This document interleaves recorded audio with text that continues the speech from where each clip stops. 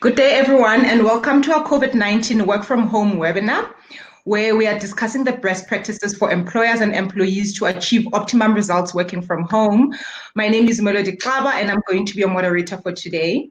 Firstly, I'd like to thank our lead sponsor, Microsoft South Africa, for making this possible. And thank you, Melian Guardian, for this initiative. We know that it's going to make a huge difference in many people's lives. To you at home, welcome. Thank you for joining us. I hope that you're keeping warm and that you've got your coffee in this cold weather. I've got my cup right next to me.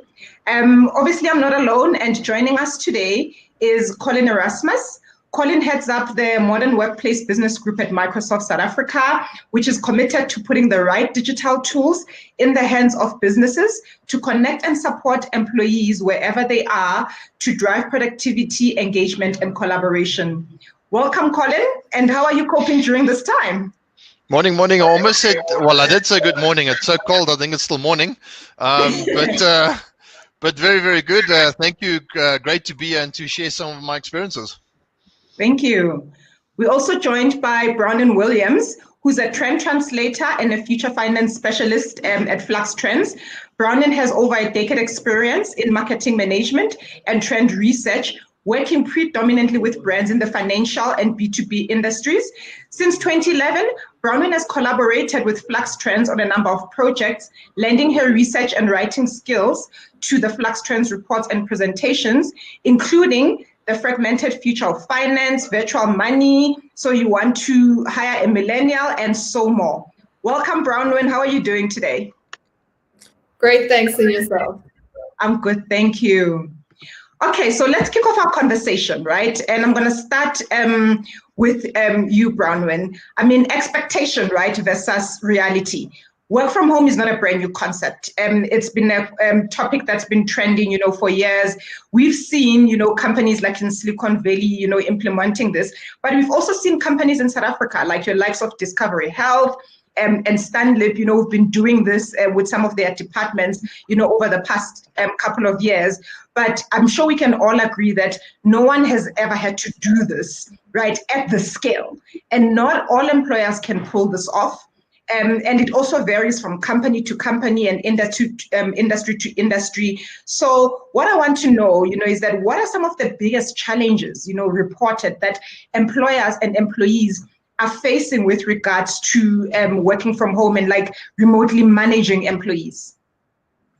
Okay, so I'll start with the employee side. So from an employee perspective, for some employees, working from home is hugely beneficial because it means you don't have to sit in that dreadful traffic, whether you're based in Joburg or Pretoria or Durban. We all know about that traffic and those 2 or 3 hours lost every morning. So that's immediately a huge plus to being able to work from home. It gives you that much more freedom and flexibility, particularly if you've got kids to get around, say, to school, to aftercare type activities. It just allows people to integrate their working life with their family life that much more.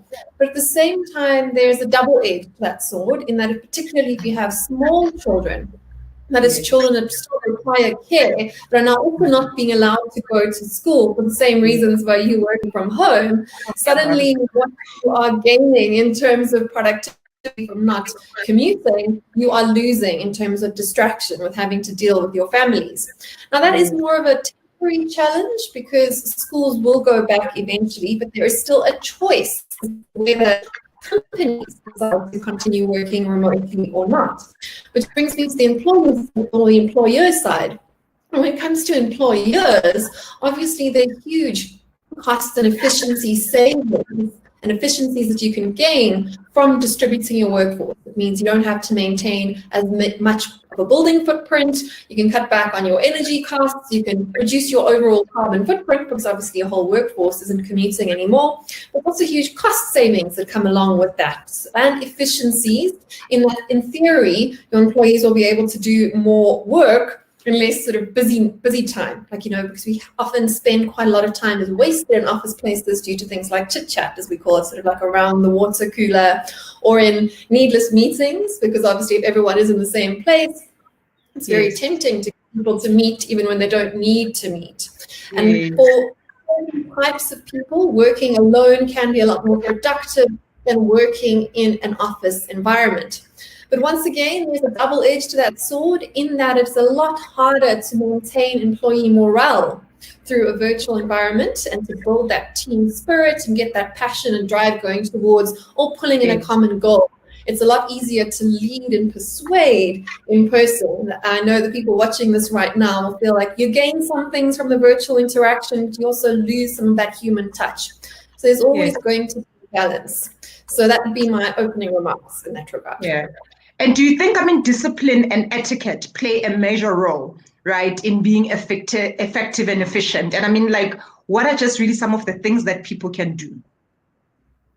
Okay, so yes, there's definitely a challenge there. So when you are trying to manage your workforce remotely, it requires a lot of trust. And trust is probably one of these massive macro trends that we're all grappling with as society, whether you're talking about the sort of trust differential between communities and their governments, or whether you're talking about trust between parents and children, or in this case, between employees and employers. So when you are allowing your workforce to work remotely, that there has to be a reciprocity in terms of that trust there. So employers need to trust their employees to be on doing their work, but at the same time, employees should not be abusing that trust to say, surf Netflix instead of, doing the work they're supposed to be doing. Yes. We have to get a balance between sort of surveillance management, that's sort of installing your webcams and screen tracking to make sure that people are being productive, with not overcrossing that line to a point where that trust relationship, that human trust relationship, is broken down. Because the last thing you want for a productive, motivated workforce is for people to be only doing their job because they think they are being observed all the time by an authoritarian boss. So there has to be a trust there. And we're already seeing pushback from employees saying they don't like, being surveilled in their homes. They don't want all this sort of spyware around them because it makes them feel like they're not trusted. When people don't feel like they are trusted, they push back against the boundaries. And we can illustrate that exactly with what happened with the lockdown laws from a governmental perspective in South Africa. So when the government says you're only allowed to exercise between, say, 6 and 9 a.m. in the morning, people exercise throughout that entire time. They push that window. Whereas if you come around with a rule that said rather try to stay away from people, make up your own mind, but make sure you're always staying 2 meters away, then you have a bigger boundary, but you're putting responsibility as well as just laws in place to manage your team. So there's a fine line to be balanced there between sort of, dictatorial type management and respecting the responsibility and encouraging individual responsibility amongst your teams. And that's probably one of the bigger long-term challenges organizations are going to have to grapple with as they try to adopt these new technologies. That's true. Right. Thank you for that. For people who are joining us, you can ask questions. You can just type them up, in the chat. We will be taking your questions later. And also just be aware as well that we are running a poll. Would like, for you to vote so that we can just give you the results, at the end of the poll. Yeah. So Melanie, may I ask Bronwyn a quick question on the other side? Because the one thing I think that we are seeing is not trust side, but on the other side is people really working a lot longer hours than they would have traditionally done. And I think there's something to be said for managing that aspect as well, and to make sure that we aren't overworking employees at the moment. I don't know if you've got one or two sort of words on that. Oh, absolutely. That is the other side of this. So it comes back to this question of trust once again. So what we're finding is particularly overwhelmed employees, like I spoke about, people that are trying to juggle family commitments with work commitments, are tending to overwork. Now, that is work through things like lunch breaks and not take a defined break. And this is and the reason people are doing this is because they feel like they're not meeting their productivity targets. Because for various different psychological factors, with all the general stress going on, people are finding it more difficult to concentrate on tasks. We're dealing with financial stress and emotional stress and a whole lot of other things going on. So people feel like they're not performing to maximum productivity. They begin to get afraid that their supervisors are going to start, picking them up on that and calling them out on that. And people are very afraid of losing their jobs in this sort of environment. People tend to overwork, but that's a vicious cycle, because what happens is we start running into declining productivity because we're exhausted and we're getting to burnout points. So when we get to that point, your productivity declines further. So you're having to work more and more to sort of maintain the same amount of productivity that you were doing previously. these sort of lack of boundaries, that lack of having a third space, that lack of actually spending that half an hour or hour in the car in traffic that allows you to decompress from your home environment and switch over to your work environment is very difficult for people, particularly here, people that have families that aren't like just working by themselves in an apartment. You know, those sort of boundaries that overlapping between your personal life and your work life are very challenging to deal with. And that's probably one of the second really big trends that we've looked at the moment. And this is the impact on mental health of remote work, particularly within the COVID-19 crisis framework. So there are, once again, sort of positive trends that are coming out of that too, because employers obviously understand that having a productive, engaged, and not burnt out healthy workforce is good for business. What we're starting to see is a lot of employers starting to invest in mental wellness programs, using things like teletherapy, having actually therapy sessions available for their employers to deal with, sitting at home. They're able to use these services because getting your mental headspace right in this time and adjusting to a very different way of working is really essential, particularly when we have to understand that we're going to be in this for the long haul. Even as lockdown restrictions are easing up, the virus isn't going anywhere. And if you are a responsible company or a responsible individual, you're still going to want to be practicing a lot of this social distancing principles, even if you're not mandated to by law, just for the fact that you want to remain healthy. So how does the manager though? Because, you know, there's also the part where there's the manager who's used to dealing with bums on seats. And I mean, I imagine that this is a very difficult time for that person who makes sure, you know, that did you come into work at 8? Did you, you know, what time, how long was your lunch? How long was your coffee break? I mean, I imagine that that manager and that employer is struggling through anxiety right now, not being able to micromanage people, right? So that's another factor. Yeah, that is true. But I suppose this comes back to an even bigger, higher level trend that we've been looking at for a long time. And that is technology is enabling us to cut a lot of those middle management functions out of the marketplace.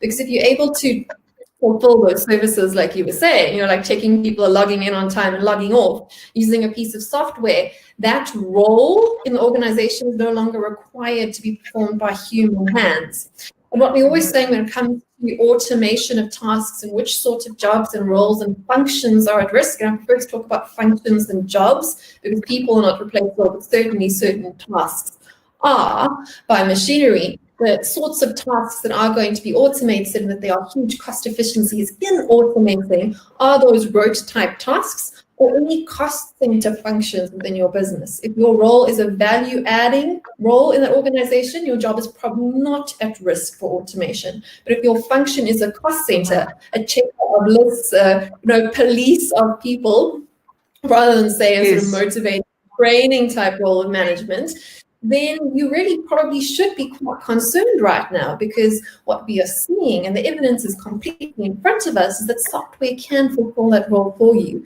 And that most adults, like we were saying, don't actually require someone breathing down their necks. They don't actually require an alarm on their screen every time their eye gaze switches to the side for 5 minutes. Most people, left to their own devices, will actually produce more work, and you actually have to force people to go and take lunch breaks. I mean, I actually saw a write-up from an American magazine where a company had invented the concept of stepping away from your desk for an hour for their home workforce, you know, reinventing the good old lunch breaks as only Silicon Valley disrupting.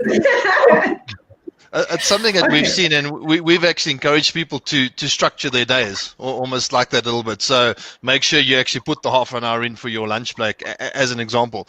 We talk a little bit about that management style as well. We've actually encouraged coffee chats. You know, on I know we can't do it. We've got to do it virtually, but we actually encourage the manager and the employee to actually have a 5-minute coffee chat just to catch up, like we would have actually done while we were in the office. So it all rings very true and very, very interesting. Yes, definitely. So Colin, actually, while we've got you here, obviously to work, productively at home, one needs the right tools. And I'm talking now about digital tools. So what really are the top 3 to 5 tools for remote and dispersed teams to achieve successful engagement and flexibility and collaboration amongst team members? Well, if you give me, if you don't mind, I would like to put up a very quick presentation. I promise you, we're not going to do 5,000 slides. We'll keep it short. Okay. And maybe to start off is I'll put this slide up because I think these are the four main areas that we look at, I think, from a remote work point of view. The one we've spoken about a lot, right, is what are the tools that are there to enable and to encourage people to collaborate from home. And collaboration, I think, if you look in the dictionary, can mean a lot, but really this is to make sure that our people are connecting, our managers are connecting, and also that we are connecting with our customers and our partners. We mustn't forget that, because at the end of the day, we still all have businesses to run, we still have partners, and we still have customers out there to deal with. So that's the first set of tools, I would say, that is very important for us to look at. The next one is an information system, right? And to inform our employees what's going on. So if you think about what happened during this period, and it happened very quickly, a lot of us didn't actually have time to prepare for things like information systems. And how do I put systems in place, or software, whatever you want to call it, in order to inform my employees what's going on? You just take a look at what's happening at the moment, and I take a look at Microsoft South Africa. We are starting to get ready to open up our building. How do we keep our employees informed as to what that means? When can you come back to work? What do all these different things mean? How do we inform people and make sure that our customers and our partners are informed as to what that means? Even things like, and things that you need to think about is contractual obligations you may have as a company. Microsoft's got a consulting division. We've got contracts with a lot of our customers. What does that mean? How during this period do I actually enable that work to still continue because I have a contractual obligation to those customers, as an example. The next area that we look at is applications. Now this was an interesting one, especially, and you start talking about technology. We had a lot of people that still have desktop computers. And when lockdown happened, you couldn't just pick that desktop computer up and put it under your arm and go home and start working. So a lot of people actually found themselves in a situation where their line of business applications that they would use on a daily basis were stuck in the office on a desktop computer under their desk. So those are also tools and applications and technologies that we need to look at. How do we actually take that desktop virtually and give it to somebody at home? Be it on a home computer, or be it on a laptop, or a lone laptop, or whatever it may be. And that's actually the next new wave that we've started to see in a big way. And then the fourth one that I want to talk about, and I'll talk about the bit at the bottom, is using the devices. And you'll see I'm using a headset, and we speak quite often to people about making sure that we have the correct devices to use to actually be able to communicate during these times, including things like quality headsets. I know when this just happened, a lot of people were looking for laptops. They couldn't get laptops because we couldn't get these things moving in the country. A lot of that has been made more freely available, and some people just can't get them. So how do we enable technologies like people to work on their phones, or what they may potentially have? And then the last bit that I want to mention at the bottom, and this is becoming a lot more serious for us now, is security. So everything that I mentioned, all the four pillars that I mentioned at the top, enabling people to work and collaborate, having the correct devices to do this on. But what has become equally and even more important is security. As we have broken the barriers of what we used to know as our networks, security has become top of mind, has become critically important. And in fact, what we've seen happen, unfortunately, over this period is that cyber security attacks have gone up exponentially, and South Africa hasn't been spared. In fact, if you look online, you will actually see that South Africa has been targeted in many ways. So, as we go through this conversation, I will lift out one or two of the points that we need to look at, and maybe leave it there, Melody, and then we can take it from there. Yes. All right. Sorry, I had to switch off my mic. There's a guy cutting grass. Yes, so it's a bit noisy. All right. So Bronwyn, just sort of back to you. Prior to the COVID-19 pandemic, right, there was a belief that, millennials and Gen Z will thrive when working from home. The older generations will struggle as they are holding on to the old way of doing things. Has that proven to be true? Or was it really just a myth? Are really millennials thriving, and is the older generation struggling, or is it the other way around? What is truly happening? What is the truth? Well, I think just to start with Gen Z, that'd be the sort of the baby generation in the room, but they're not really babies anymore. That'd be born freeze here in South Africa. So people born around about the mid-1990s, just starting to get into the workplace right now. I think we need to spare a thought for them, because this poor class of 2020 is the one that's had their matric year interrupted. It's also a class that's suddenly graduates it into a world where no one's hiring and the economy is suddenly shrinking. So I think their challenges are much bigger than just not being able to use technology. From the generation Zs we've looked at, we've just actually put together a huge piece of research looking at that particular cohort. They're very geared up to work remotely. They're also very happy to work independently. So independence is quite a big value for that generation. So I don't think they have a technical issue, but practically they're facing huge challenges right now. Millennials are once again a bit different. So millennials have kind of grown up alongside technology. So I'm a millennial, and we sort of like figure it out as we go along. We've got all these new things that kind of come of age as we've come of age. So this is our way of working anyway. When it comes to remote work and using digital tools, what has been quite interesting to observe with millennials, many of whom work as freelancers or contractors rather than salaried employees.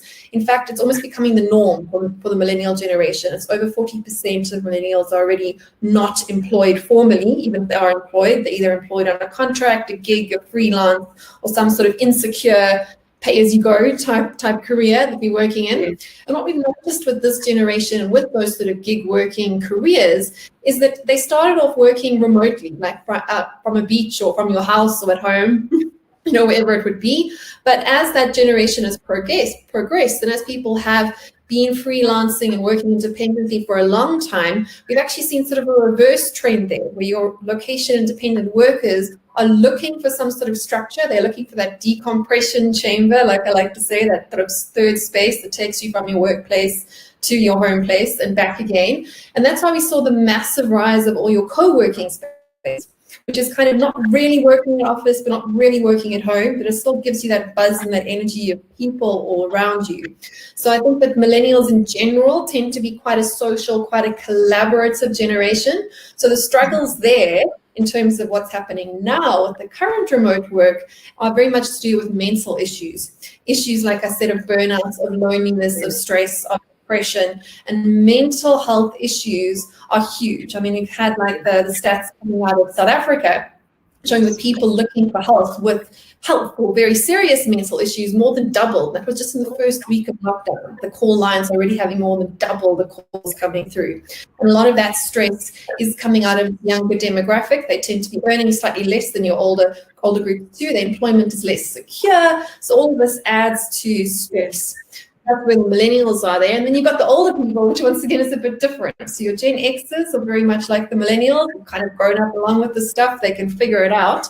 But for your older workers, the workers that might not even have a laptop at home, or might not even have a desktop at home, that have never had to use things like online video chat programs like we're dealing with now, it can be very, very overwhelming to have to not only invest in hardware, but also to learn new skills that you didn't think were going to have to be relevant to you.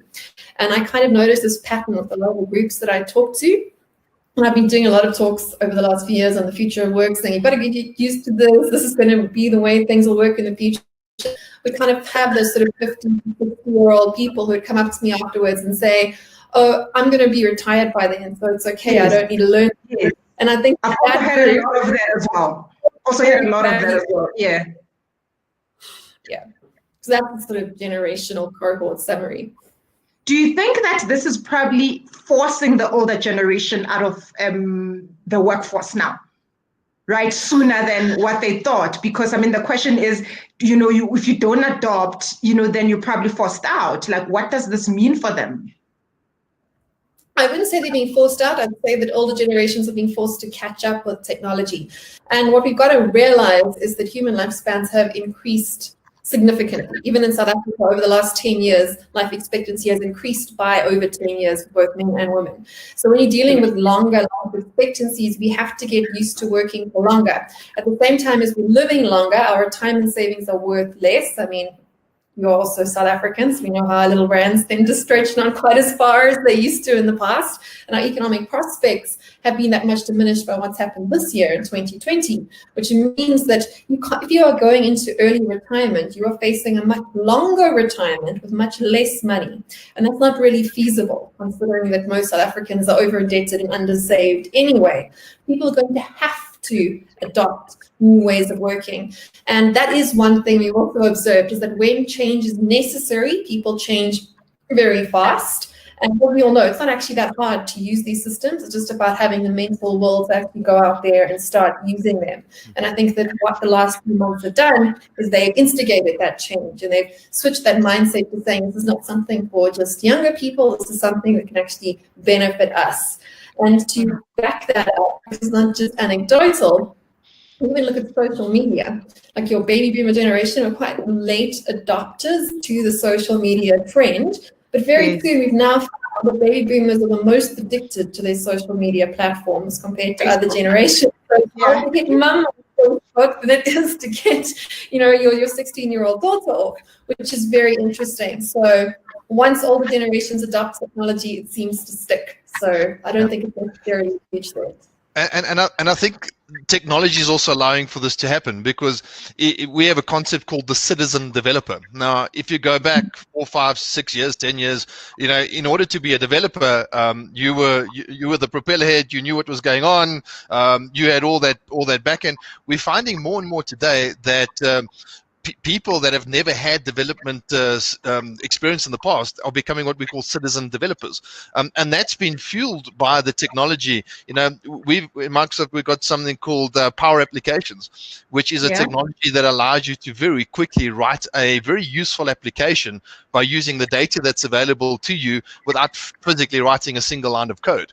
And we're finding that people that reinvent themselves that way, and I think, Bronwyn, you mentioned it, are starting to become very valuable to their organizations.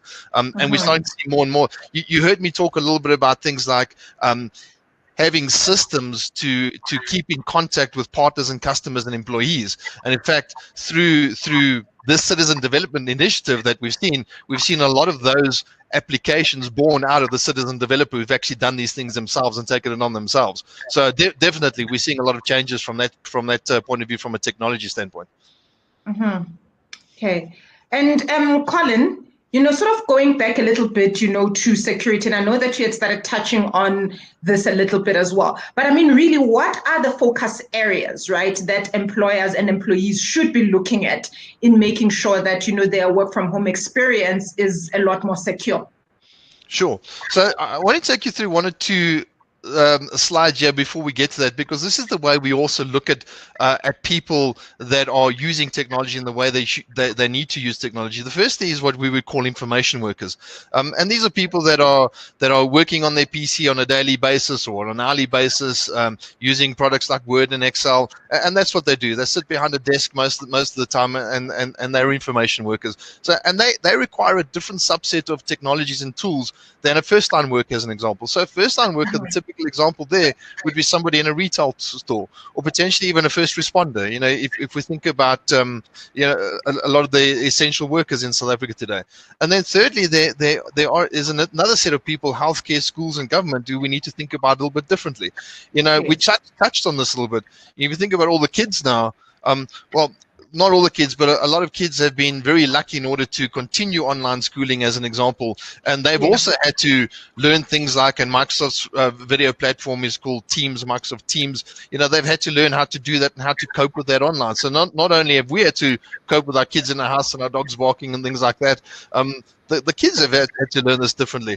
My little guy said to me the other day, it was very funny. He was on a live call, and he was standing at the fridge and making a noise, and I was waving him off. And after the call, he said to me, "But Dad, you need to learn how to deal with those distractions." And it was very, very funny.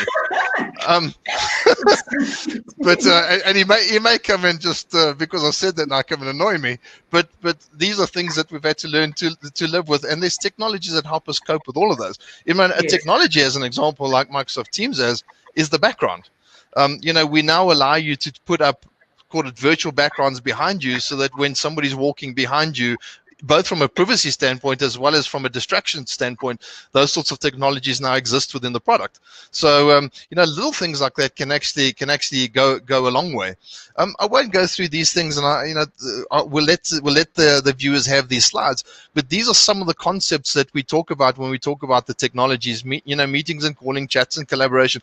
I want to touch on one or two of them before we get to security, if you don't mind. The one is in the middle that you're seeing there. And this is something that has existed for a long time, but I think what has happened, and in fact, I think our CEO said that we've seen, in the last 2 months, we've seen 2 years worth of digital transformation, and that's mostly very true. And the one in the middle has been interesting. We've had this technology for quite some time, but for people to jointly collaborate on a file, you've got an Excel or you've got a Word document, whatever it is, and you now want 5 or 6 or 10 different people working on that file. In the past, we would have emailed this thing around, right? And we would have now had 11 versions of the truth or 10 versions of the truth, and we'd have to do some interesting footwork as to who's updated what. We have technology that allow us to do things like work on those documents together and collaborate on a single document. So these are some of the technologies that exist today. I want to touch on one or two of the others that I think have become exceptionally important, and it's the concept of virtual eventing. Now, we've all been, in the past, we would get together in a room, 50 people, have a conference, even 1,000 people, 2,000 people have a conference. We've had to think very differently about how we connect with people virtually, and what that means, and the energy. I used to do a lot of events.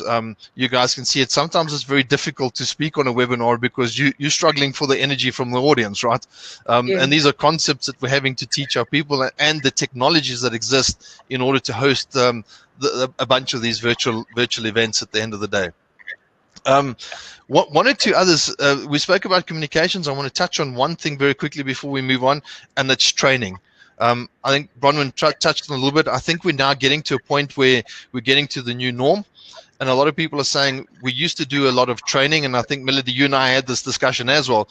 How do we now enable our workforce to continue their training paths and their learning paths in a virtual environment? So there's a lot of technology that will help us do that today, but I think it's become essentially very, very important from a training and making sure that our employees keep that stimulation is kept.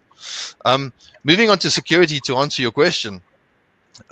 What you see at the moment in front of you is actually before COVID, this was really our situation, and the world had changed massively. We have 7 billion devices connected today, and that's everything from stuff that we wear on our arms, wearables. I don't like them, but we know a lot of people do like those things. The Internet of Things sensors that we have on the internet today, and I think what was different 2 months ago is that this was very much a controlled environment for us, and we understood how this worked. But what happened was everybody went to work from home, and all of a sudden what we believed as the perimeters of our network had actually changed. We no longer had a PC that was sitting on a desk at the work, or we no longer had a PC that was sitting, but we know exactly where it was. We all of a sudden had thousands of people that were in places they weren't intended to be from a security standpoint. And this massively changed the way we thought about security. And I'll do one more slide, and then I'll leave it there and we can have the conversation. So I think from a Microsoft security standpoint, this is what I really want people to think about. And we talk a lot about employees. We also need the employees to think about these things, because things like phishing attacks have become all too common. And in fact, we don't call them phishing attacks anymore. We now call them spear phishing attacks, because they're so targeted at individuals that they look like they're true, and other than a really well-trained eye, you're not going to see them. But these are the 4 ways that we want people to think about security. The first thing is identity and access management. Who we are is critical. Passwords, we'd love passwords to go away, but they're still with us. You can have the best technology in the world. If you compromise your password, as an example, you're going to be compromised. There's technologies to guard against things like that, things like what we call multi-factor authentication, to make sure that we are using what you have and what you know, and we're putting them together, and therefore we have an identity. But this is something that we really need people to think about, both from a technology, from a customer point of view, as well as from an individual employee point of view, to make sure that we safeguard our identities. And for kids, and I'll just bring this in for a second, for kids nowadays as well. I did a lot of work with children at schools around things like cyberbullying and understanding that what they put on the internet never goes away. And Bronwyn, I'm sure you'll agree with this, but this is a very dangerous situation for kids to be in, and safeguarding your identity as a child today is critically important, especially where they're spending a lot of time on the internet today and in these new online learning environments. Threat protection is very interesting for us. We used to rely on things like antiviruses in the past, where we would update our antivirus definition. You'd have to do that. The problem that we have now is that the risk landscape is moving so quickly that we can't necessarily patch, and we don't necessarily get these things in time.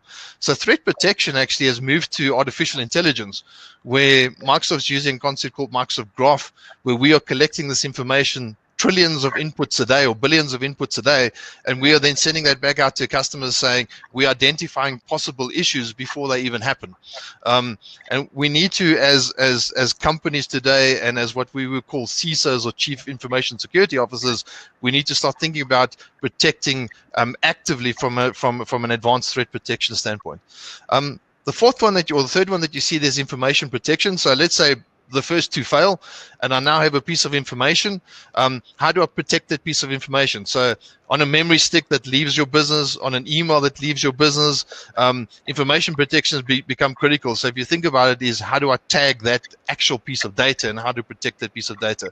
And then the fourth one, then I'll keep quiet so that you can do your job from a moderation point of view. The fourth one is cloud security. We're all going into the cloud now. We're going into different clouds. For me, we need to think about all those different clouds that we're in. And if you just as an individual, so forget about business for a second, if you think about your Facebook account, your Gmail account, your Outlook account, where are you in the cloud and how are you protecting yourself, or how are you thinking about protection in the cloud? So those are really the 4 ways we want people to think about how they protect themselves from a security point of view. Now I'll keep quiet, Melody, so you can do your job.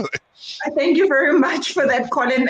You are helping me do my job. That was great. Thank you. Very important information that we need. I mean, we've really seen horror stories, right? And you've seen on the news webinars getting hacked and, people getting hacked. It's, I think more than anything now, we are going to invest, in cybersecurity as businesses, even as people. I mean, I've even heard of, people's Wi-Fi at home getting hacked by their neighbors. Right, because now people are at home. Some people don't want to buy Wi-Fi. Maybe some people don't have money to buy Wi-Fi, and they hacking their neighbors' Wi-Fi. Things that we've never really had to think about that much and deal with, prior to the situation. So security is, I see it really becoming a big investment, and something that we should really all, do some research and make an effort to making sure that we are safe and we protect ourselves. And I think what is important is what drives these sorts of things nowadays. In the past, it was very ego-driven. A lot of the cybersecurity incidents that we're seeing were ego-driven. Somebody saying, "Hey, I managed to take company X down," or I managed to deface their website. It's changed now. It's now financially driven in many instances, and 71% of the attacks that we see are actually financially motivated. Some of the attacks, though, are boredom motivated. And I think through this time, we're going to see more and more of that. We have people that have got some real technical skills out there that now may not have a job. Or people that are just sitting at home with time on their hands now going, "Hey, can I do it?"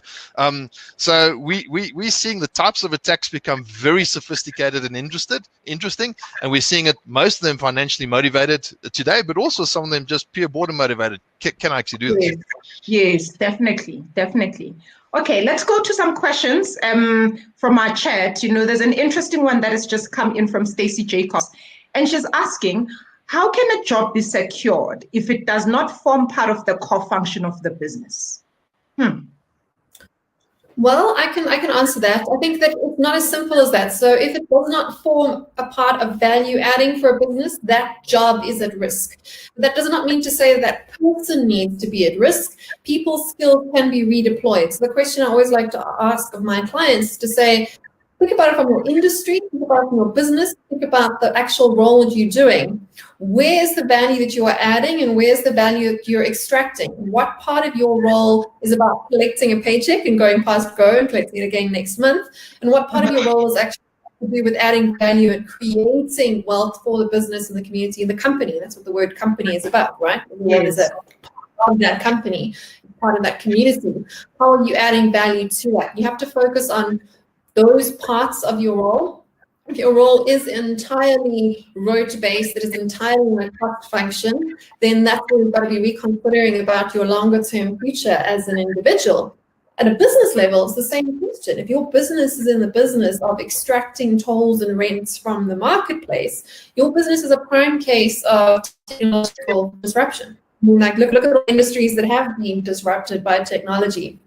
Talking about your advertising industries, your music industries, all of these things. Travel industries, they were middlemen industries that caused a toll to be placed, or a tax, or a market tax on both buyers and sellers. And those industries are at risk of disruption. That's the attractive place to attack in the industry if you are looking to develop a technological tool that will replace a job function, or whether it will even replace the entire industry, as we've seen. Like what these are the massive technological giants doing right now, they're replacing that middleman segment of the market.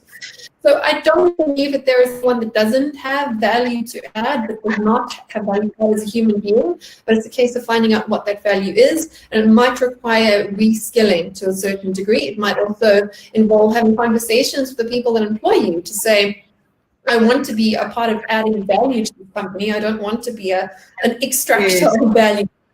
So where could you, I have an interest in this sector, I have an idea here, but it has to also have some sort of proactivity behind that. So but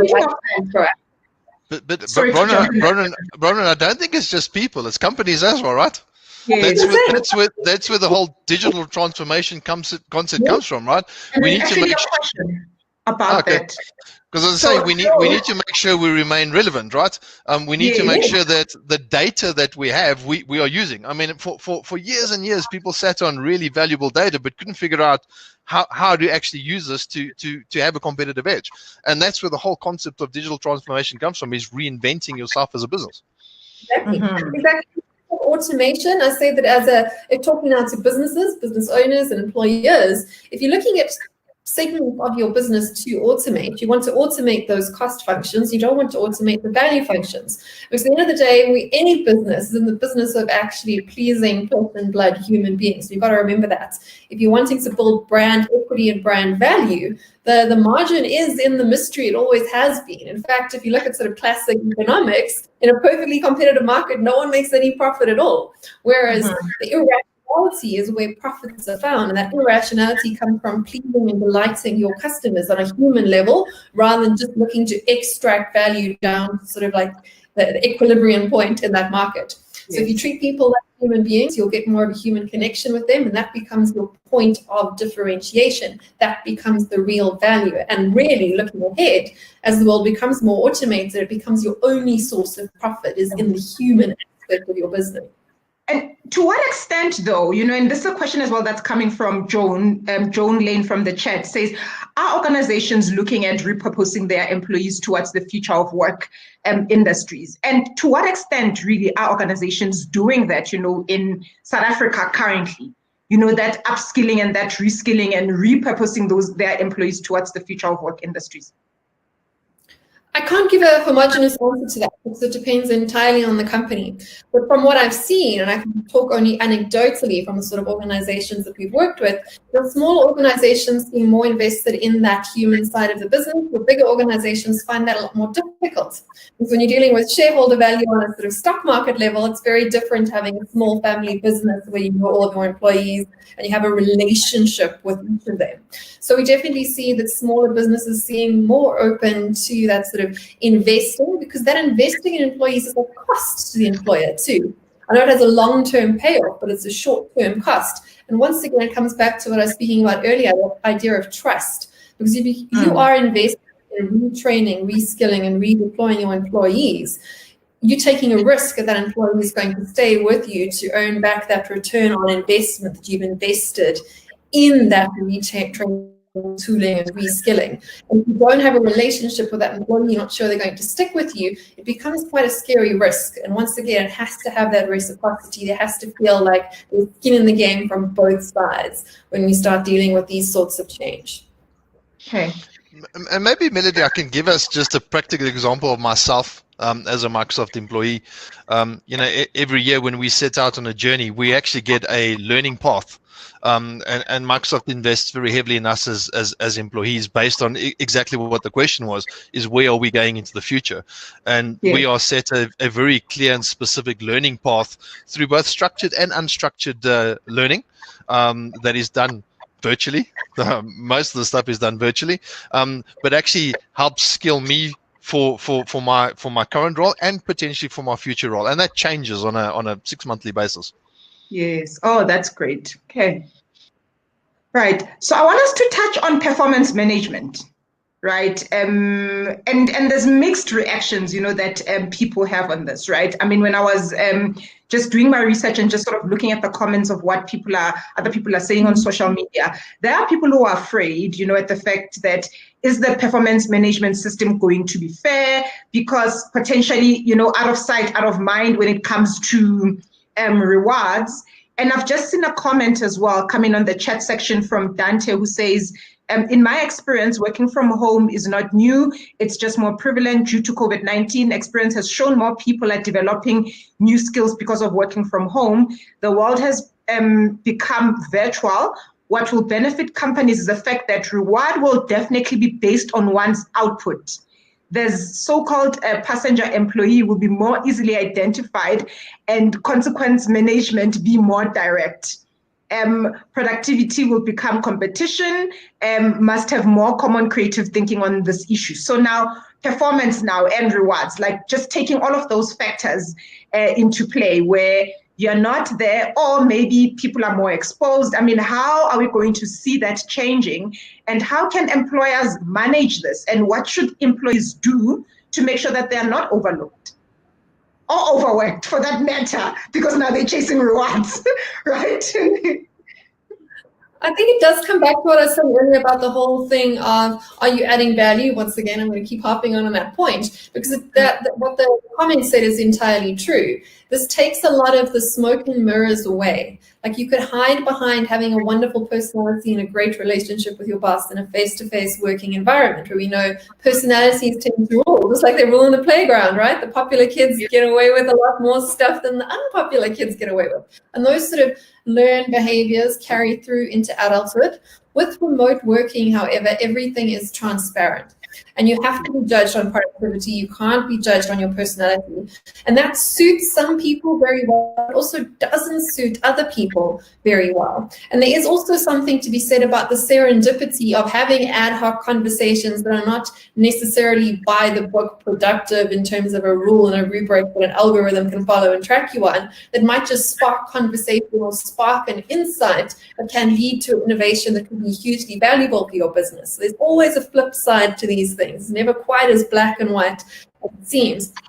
That's why I like what you mentioned earlier about companies starting to initiate sort of coffee dates, virtual coffee dates, and to allow that serendipity and that water cooler chat to actually continue, because that's where relationships comes from, that's where ideas come from. And when we think about innovation and networks are only as strong and as prevalent as the nodes within that network. The more connections you have between your different employees and between different levels of your organization, the stronger that network is, the better that overall company culture is.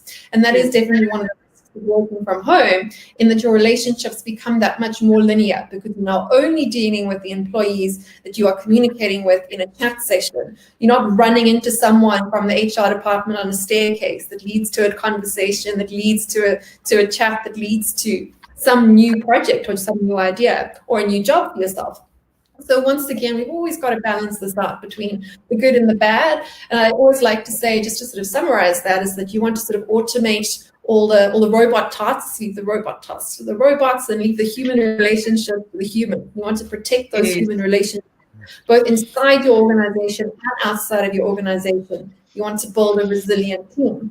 And that comes back to the performance management thing too, because when we evaluate employees in the analog world, we were evaluating people based on things like their attitude, their willingness to learn. We weren't just evaluating people on black and white, rubrics that you could just manage with a piece of code.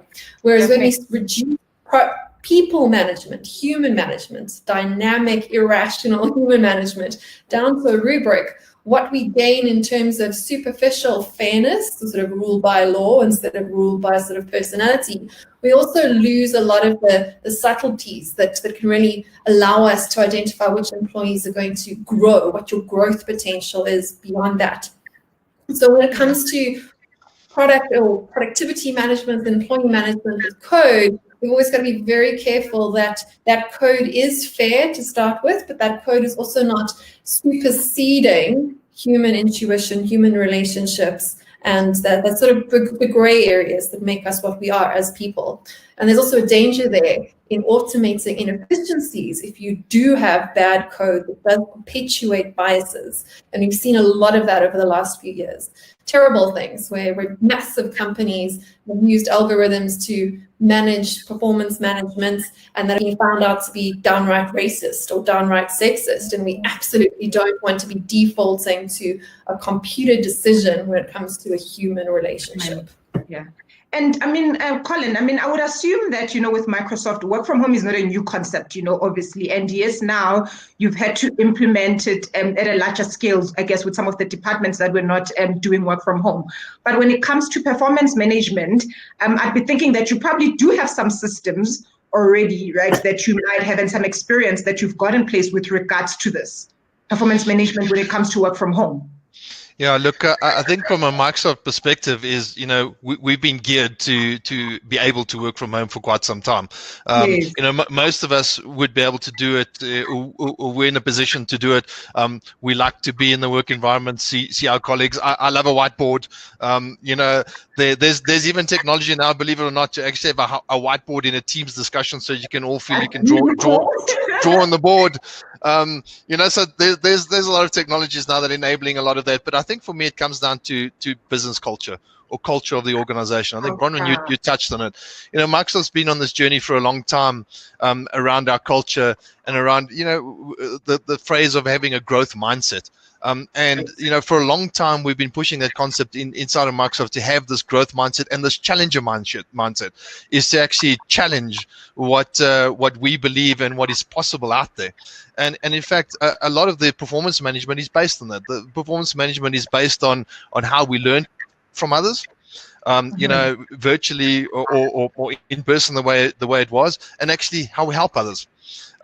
So it's actually been a culture like that, and that culture is very strong inside the business. And in fact, that culture has allowed us in this virtual world to actually even go deeper into that. How do I reach out to somebody who I may not know and actually go and ask them how they do something, or can I help you because I've done something like this in the past? So it's a very good culture from that point of view, and that's the way we've been performance managed for a long time, and it's come through change within the organization from a cultural point of view. That's a very good point to make, that culture is actually a big thing, that we can talk about the tools, we can, talk about the different systems, but at the end of the day, you are dealing with people here, you are dealing with human beings. And if you are not intentional about what that culture is going to be, you're going to end up with a culture that you don't like. And the one thing I will say is that we actually have a tool called Workplace Analytics, a technology tool that does two things, and it's meant to actually look at how you would potentially change the culture of your organization or change the way you work personally. So every morning, believe it or not, I get an email, and the email says to me, Colin, yesterday you spent 3 hours on email, you spent 2 hours on the phone, you spent 3 hours working with this customer or with this internal person, and that's actually there to help me change a behavior. It actually also does things like it will say, hey, I saw you in a meeting, but while you were in the meeting, you actually did 20 minutes worth of email. And you need to ask yourself, are you a participant in that meeting? And should you even be there?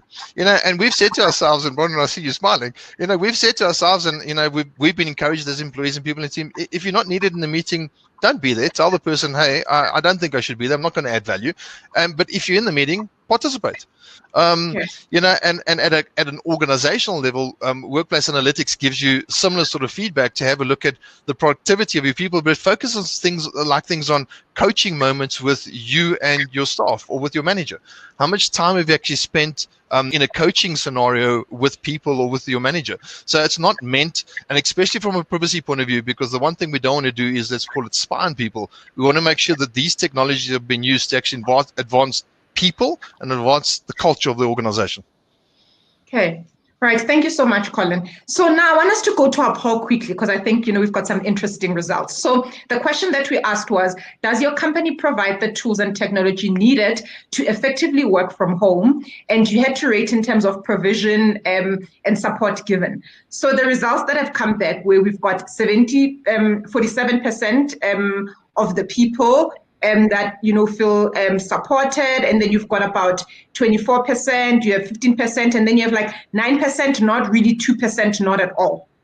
And I mean, what do you have to say, about that? I also saw some on the comment section where someone was asking, does the company have to provide me with internet and Wi-Fi? I mean, I would assume that those are like the basic tools that an organization needs to provide in order for the person to work from home.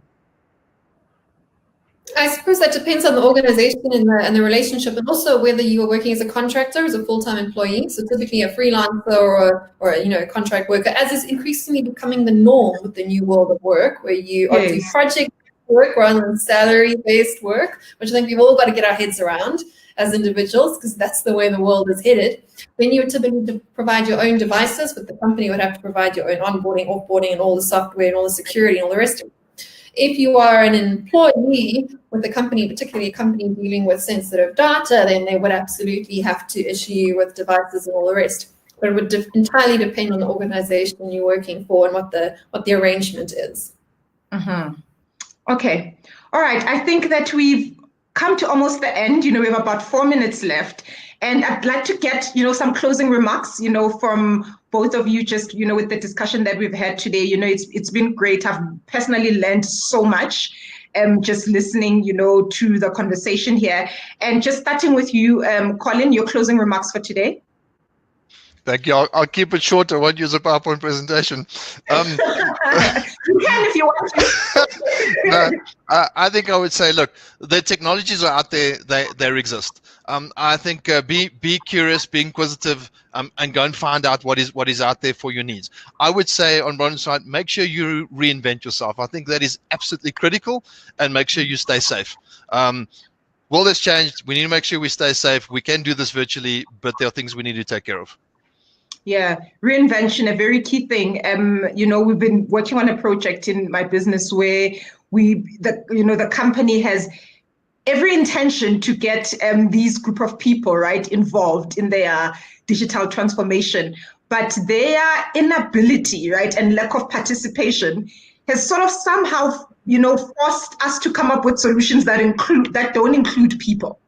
And we're just having this conversation with my business partner yesterday and just saying that this is how people get left behind when it comes to digital transformation. It's not every business out there that sets out to replace people with technology, but people's inability to adapt and reinvent, because with this group, they actually does require for them to reinvent, but somehow they're just not participating when it comes, to that. And I think that's quite an important point, reinvention.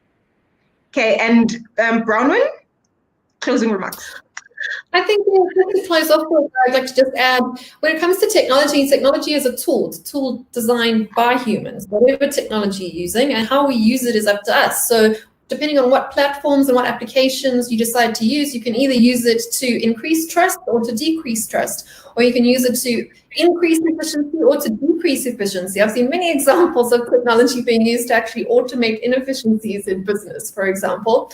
And it can also be used to flatten hierarchies and to democratize information flows, like platforms like Twitter's. Whether you want to or not, you can tweet at Donald Trump if you like, like this completely democratized access to people, right, across hierarchies. But it can also be used to entrench hierarchy, which is a danger. if you say why they want to use an example, if we're trying to get help at a help desk on a certain tech platforms company, you've got to go through the forum and you go through the gatekeepers. So the technology can be used to do any of those things, and it's us to decide how we use it, and just to use it very intentionally to make sure that it's working for us and that we're not working for it. And I think that's probably a good way to close today. So look ahead to say, Yes. let's let technology work for humans and not the other way around. Okay, thank you very much. Thank you everyone for tuning in today. This has been great.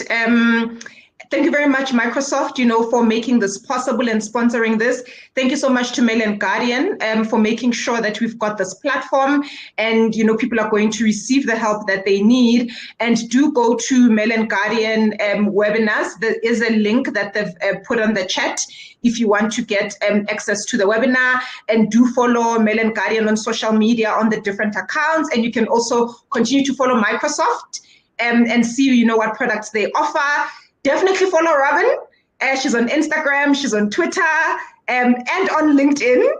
And Colin as well. What platforms are you on, Colin? You are on LinkedIn. Colin's on LinkedIn? Yes, ma'am. Yes. Okay, thank you so much. Thank you for joining us, and I hope you enjoy the rest of your afternoon. This has been great. Thank you.